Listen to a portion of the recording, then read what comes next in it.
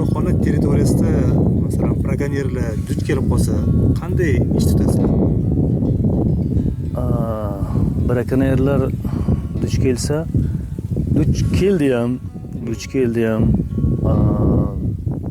3 kishi edik. 4 kishi edi, 3 ta quroli bor edi. Endi bir orasiga bir 30 metr, 50 metrlar bor edi. Endi tanish qiyin. Betini yopib qo'ygan. Shular binokülni tashlaysan, ratsiyan tashlaysan, ketavergin o'zing deb aytdi. Shuna boshimizdan o'tdi shular. Iloji yo'q. Endi jonishim bo'lmasa otib tashlayman deyapti. İlojimiz yo'q, tashladikda ketdik. Bir 100 metr, 150 metr olib ketdi lekin. Nasha otib o'rgan ekan deb mana qildik, yo'q, otib o'rmagan ekan. Topolmadik o'sha joyga, qo'ygan yerimizga yo'q. Olib ketgan ekan. Brakonyerlar endi topolmadik, ko'rmadik ham o'sha brakonyerlarni. Qayerlarga ketdi, uzoqlashib ketdi ancha vaqt bizdan. Endi shunda duch kelib qoladi brakonyerlar. Demakki, joningiz xatarda bo'ladi. Yo'q, bo'ladi endi. Jonimiz endi hammaning joni o'zi uchun shirin, lekin iloji yo'q.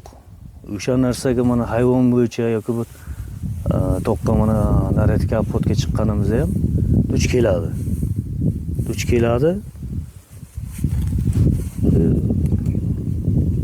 Nima deydi? Ilojimiz yo'q. Endi qo'limizga qurol yo'q.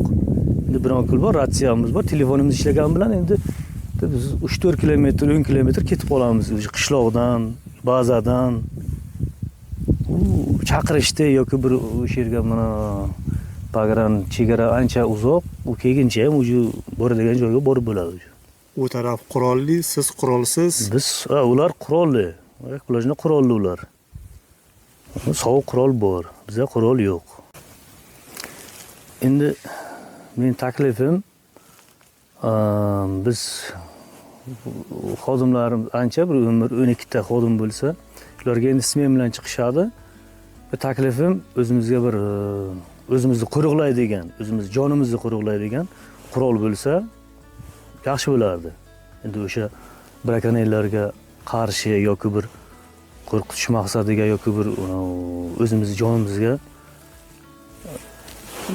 himoya qilishga yaxshi bo'lardi. Chunki brakonyerlar tap tortmaydi. Yo'q, tap tortmaydi. Otishga ham tap tortmaydi, otib tashlaydi ham. Iloji yo'q, ushlangandan ko'ra otib tashlaydi. Shunga o'zimizga agar qurol bo'lsa yaxshi bo'lardi.